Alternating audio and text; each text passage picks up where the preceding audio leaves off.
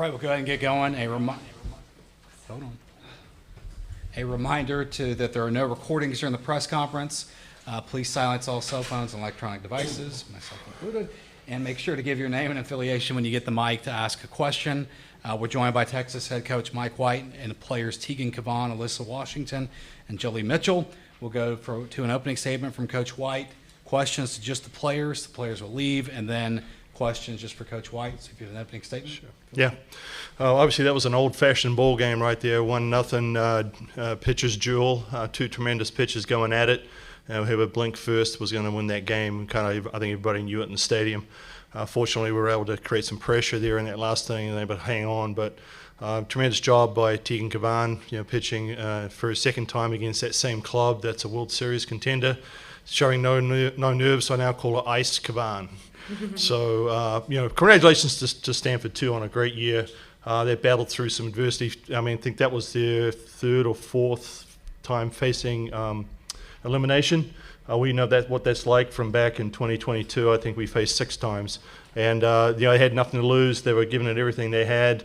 And Nyjah Kennedy, wow, what can you say? She's really, really tough. So we're just fortunate to be going on to our second World Series final in 3 years. Questions for Texas players? Okay.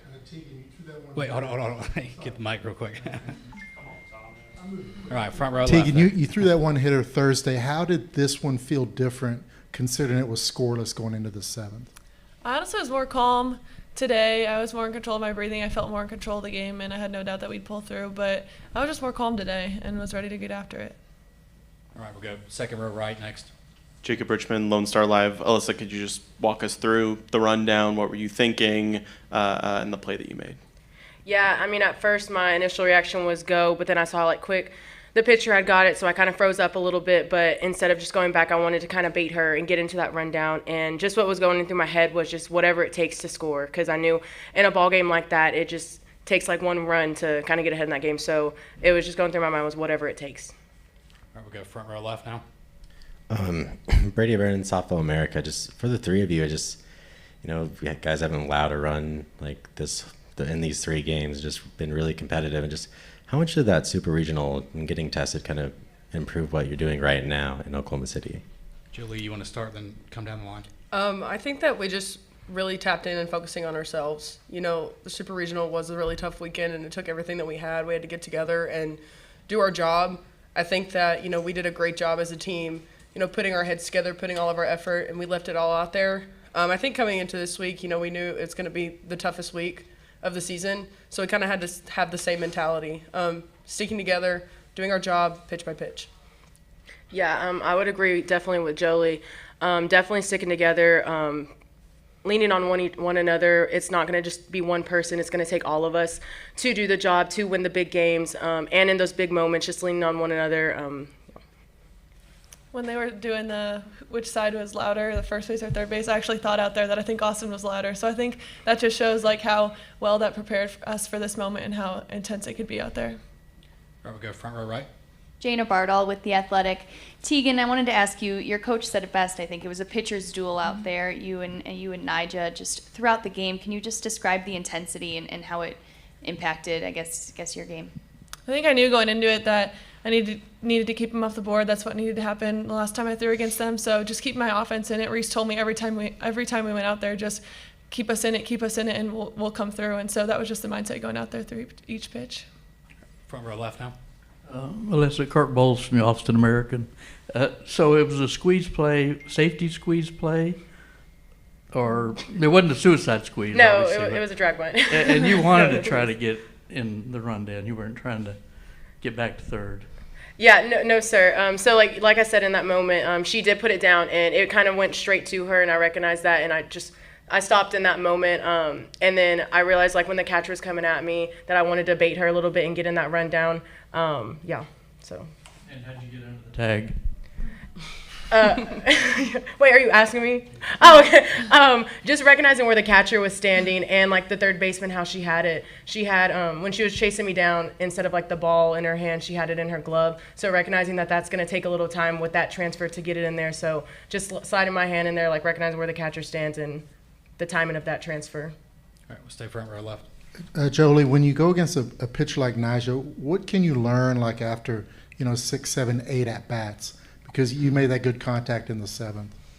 I was just focused on keeping the ball down. We talked about that all day, and especially, we emphasized that we did well first game this week. So, I kind of shortened up and just looking for good contact, trying to stay away from pitches that were up, pitches that were in, and just trying to make contact, get it through the hole. More questions? Okay, we got second or right.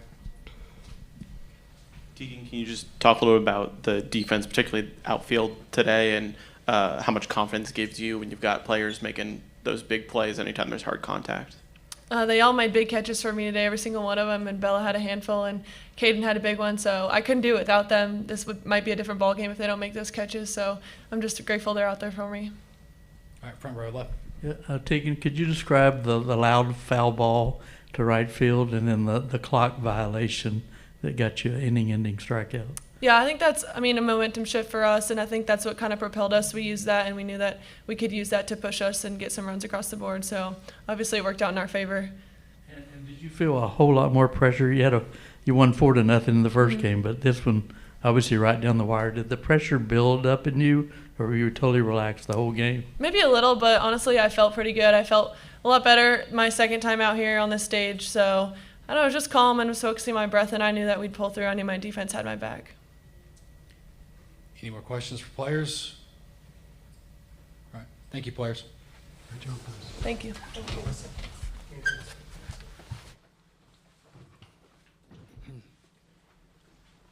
Questions for Coach White?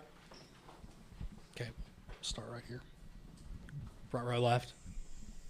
Coach, kind of the development of Tegan, she goes against, by all accounts, the best pitcher in the game twice this week, and she comes out on top. How would you describe her development over the course of the season, and where is she at kind of in the hierarchy of college softball pitching right now? That's a really tough question. Still early in her career. She's still working and getting better and developing other pitches as well. I think right now, though, just her ability to stay very calm in those situations is great. Early on, and especially going even back to regionals and super regionals, her first super regionals, she was nervous. You could visibly see it, but you couldn't see those nerves this week. So I think that Dean Wellham, our sports psychologist, has done a great job with us, and of course the coaching staff as well. Coach Patty Ruth Taylor done a tremendous job with our pitching staff, and just working with them day in and day out as well. And just like they said, they've got confidence in each other right now, and I think that also helps. All right, we'll go second row right. Coach, can you talk about what was going through your head during that rundown at the end, and also how you've seen Alyssa grow from 2 years ago when last time you were in the Women's College World Series to now where she is as a leader and as a player? Yeah, well, obviously she's become a leader for us, but being a captain on the team, I just like the way she's stepping up in some of our team talks and tough moments, things that you don't see on the field that really make a difference. She's kind of a galvanizing person for us. On that safety squeeze, it was her read. We knew the third baseman was in quite a way, so we could get a pretty good jump. She decided to maybe get in that rundown at that point. But we felt like with that part of the order up that we should be able to score if it didn't work out. We get in a rundown and won't lose a whole lot. But as it turned out, Nigel just stepped up the gas and got the next 3 out. So sometimes you just never know when you're facing a good pitcher like that. But we were able to force the issue and create a run with a great slide. All right, we'll go front row left now. Yeah, Mike, your team's hit a ton of home runs this year. But did the philosophy change to we just got to make something happen here because you had the stolen base and then, like you said, the squeeze button? Yes, sir. It is what it is. When you're facing a great pitcher like that, you're not going to score a lot of runs. She showed last week just how good she is when she gave up 6 runs, I think, and I could be wrong on the number, but she gave up 6 runs against LSU, came out and threw 2 donuts right against them, and that to me is a mark of an excellent pitcher with a lot of guts. And we knew we were going to be in for a fight, even though we'd won the first game 4-0. It didn't mean anything to her. She was going to come right at us, and she did. And your defense has been erratic at times. It's maybe not the number one strength of your club, but how would you rate a lot of these plays that your team's made? Well, I would say our defense gets pretty bad knock, mainly because we get to a lot of balls. We make plays on balls, and we don't care about the errors. We care about making the plays and making the outs. And I think that's a difference. There's some teams, and I'm not knocking anybody here, but there's some teams where maybe they don't get the errors because they don't get to the balls. But our kids are selling out. They're learning what it is, and it's great seeing this game elevate. You're seeing so many great plays. I mean, you look on SportsCenter, and you see all these great outfield plays that are going on right now, infield plays, people throwing from all angles.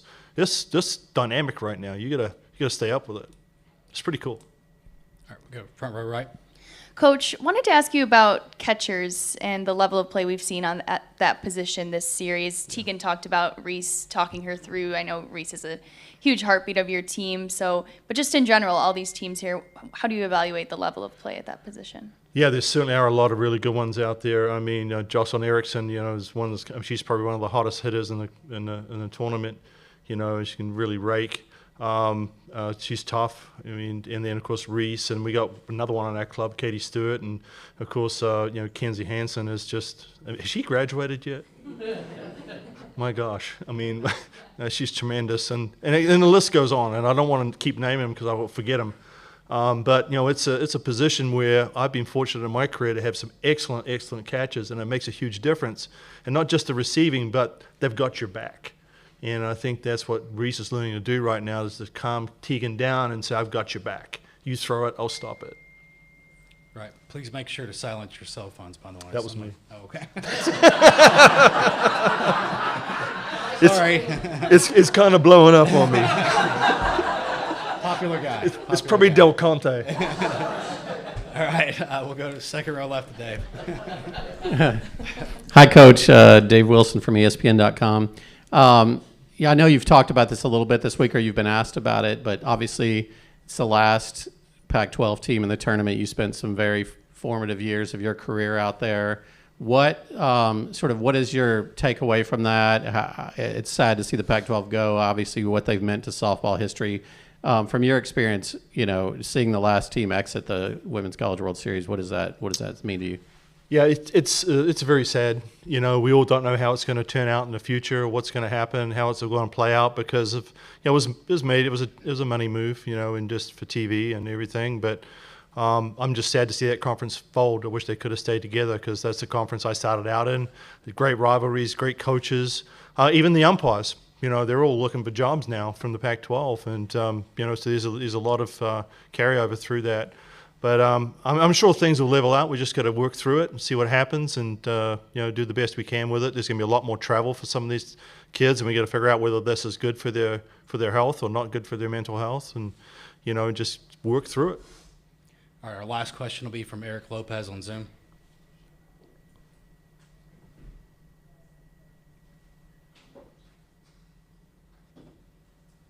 Maybe. There we go. Oh, there we go. Eric Lopez, D1 softball.